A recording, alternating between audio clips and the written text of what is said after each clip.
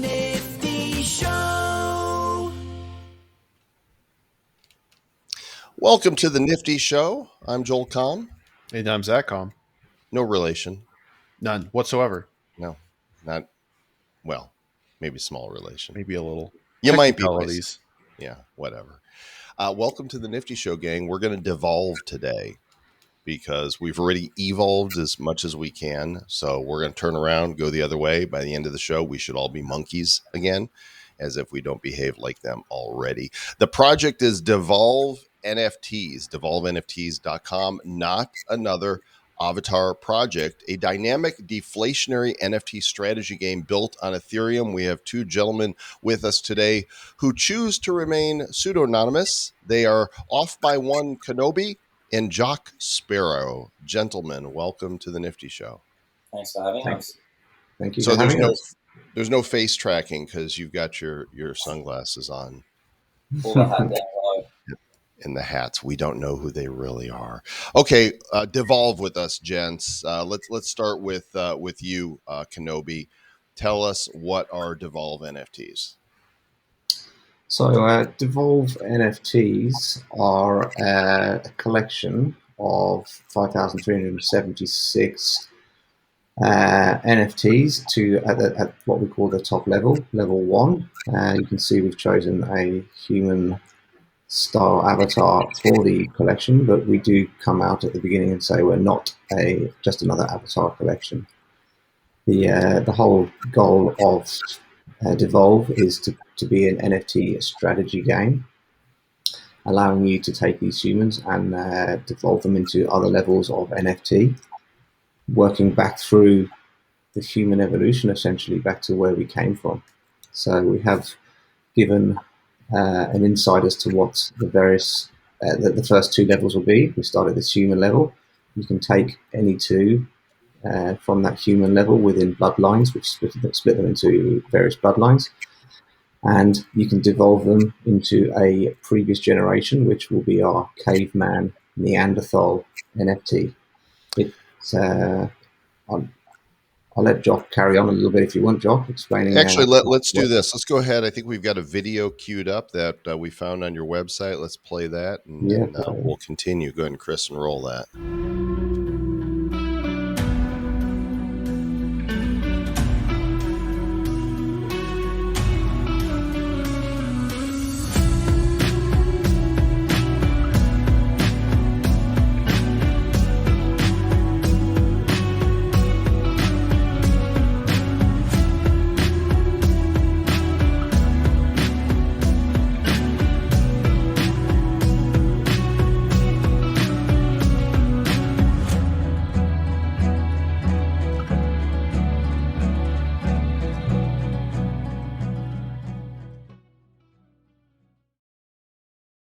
Yeah, so essentially there's 8 levels of the evolution. We've revealed the first 2 levels, but the rest remain a mystery. And that's the first part of the game, is to be the first person to evolve through all of 8 levels and discover the artwork. The supply at each level halves, so that's partly the deflationary nature. From 5,376 NFTs, the devolving process halves all the way back to 42 final Genesis ancestors. So the question is, will the game ever reach the final 42? And who will be the holders of those 42? And what will that mean for them to be part of that exclusive club of only 42? So this is no longer a joke. The goal here is literally to return to monkey, at least in the early stages. But the implication there with the concept of players having to devolve in order to discover the further levels of devolution, that players are going to end up as single-celled organisms, or perhaps something even stranger. And yes, he's giving me the shrug there. Yeah. But can you talk about? Sorry, what was that? I was just going to say, yeah, we've left it as a mystery, so we're really interested to see who is the first to publicly release each level, because they're going to have to be unlocked on the blockchain, and then whoever is that first person is able to release that or choose to keep it hidden. Now, what can you share about how the gameplay actually works when someone's using these NFTs? Yeah, I'm happy to jump in there. So as we hinted a little bit earlier, in fact, that screen there is a good indication of how the devolving process works. As with any, paying homage to the avatar projects of the past, there's some fantastic projects out there. Some NFTs are a very rapidly growing space, but we didn't just want to be another avatar project. We wanted to add some fun, some gameplay here, but without breaking completely away from the avatar style that everyone is familiar with these days at the moment. So we think this could be the next evolution of NFTs, where not specifically this type of game, but how NFTs can be combined together or used in other ways rather than just as profile photos and collector items. So you take your two base level NFTs. If we stay with level 1, the base are undevolved. We take the two humans, making sure they're from the same bloodline. We have earth, fire, wind, air, and energy as a fifth bloodline as well. So once you've matched those two fire bloodline, you can throw them into our Devolve UI, which will allow you to level up and produce one caveman with completely new artwork.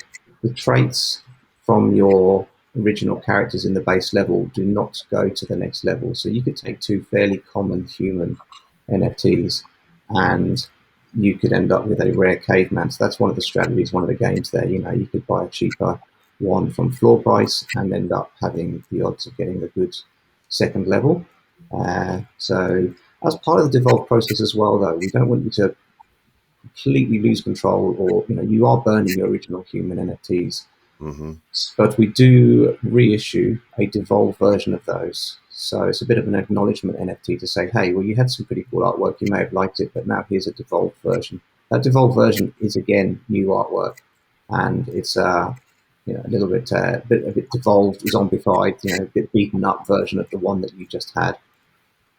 So that's how we see the graphic there with the blue two originals. They devolve into the new level, the purple question mark there, and then the red. So we're eliminating the first two. That becomes, deflationary because the original supply. Now we've got this new supply of That's an right. equal Yep. number, but those are also going to devolve, or do the total numbers also go down? Yes. So the new. So we've devolved the original two into the next level. So that's where the deflationary for the base of every level comes in. The devolved ones, you do end up with two of those. So we've got equal supply. They end up in a royalty pool. So think of them as auto staked, but you've still got complete freedom to transfer them or do whatever you wish to them. So that royalty pool allows you access to a small percentage of the sales that occur. 5% of any on sales on OpenSea, etc., will be thrown into that royalty pool. To actually access that pool, you have to burn your devolved NFT into that pool, then it's gone for good. So it's not a devolving process the second time round; it's a burn and claim. So that's the deflationary aspect for the devolved character.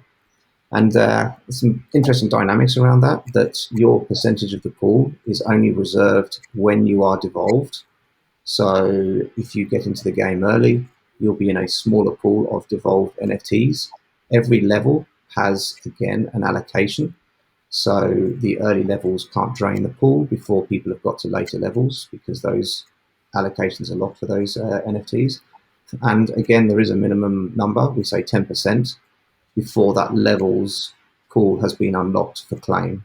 So the royalty pool, you end up with your two devolved NFTs, which at this stage are 1-for-1 supply to the original base level. So the royalty pool has a deflationary aspect as well, in that it has access to the 5% of the sales on OpenSea Marketplace accrue in the royalty pool. To access that, you do have to burn your devolved NFT once and for all, for good. So that is the deflationary aspect for the devolved NFTs. Devolved NFTs have an allocation in that pool. They only receive that allocation when they are devolved. So there's a bit of gameplay there. Do you devolve early and end up in a smaller pool, or do you wait till a little bit later when more NFTs have gone through that pool and they've had the once-off claim and burn. Once you claim from that pool, you are burning your NFT forever.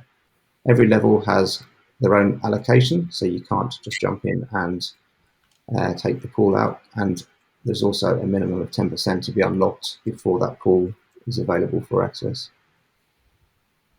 Now, you have a story posted on the website that paints a picture of a dystopia in which freedom has effectively ceased to exist. Now, how do you link that sort of narrative backgrounds to the concept of devolution? Is this a voluntary process? Is this a solution? Or is this something that's sort of been forced upon people?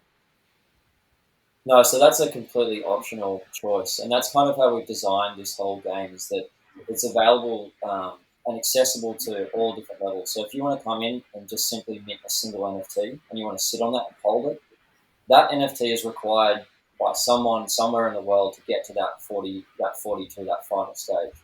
So as a strategy, you might just simply sit on one and hold it, and then you're blocking that entire tree all the way backwards. So yeah, the story kind of just provides some context and a little bit of extra, background story as to why this process might take place. It's kind of mimics a little bit of what's kind of going on in the world right now, in my opinion. So I think it's quite an interesting little tie-in with some of the craziness that's been happening. That's funny. By holding on to your NFT instead of blocking progress, you're blocking the destruction of something here. Did you start with 42 as the meaning of life and work backwards to see how many you would have to make, or was that just accidental? No, it wasn't. 42.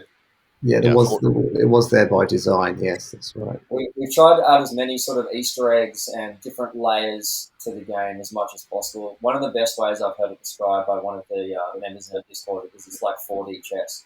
When you start to hear the concept and you look into the white paper and you start to unveil the layers, you start to peel the layers off, you realize that there's many, many different ways to play the game. There's many strategies that probably we haven't even imagined of how they can play out. So what's really exciting for us is we've kind of set up these gameplay rules, and then we're going to let everyone else discover what's the best way to play it.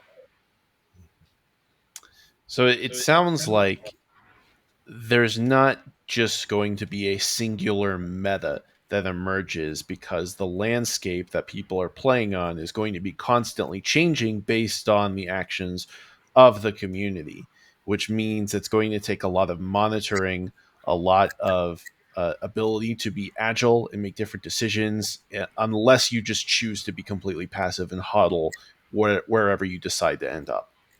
Yeah, well, that's what we find really interesting, is that there's so many different ways that you might want to approach playing the game.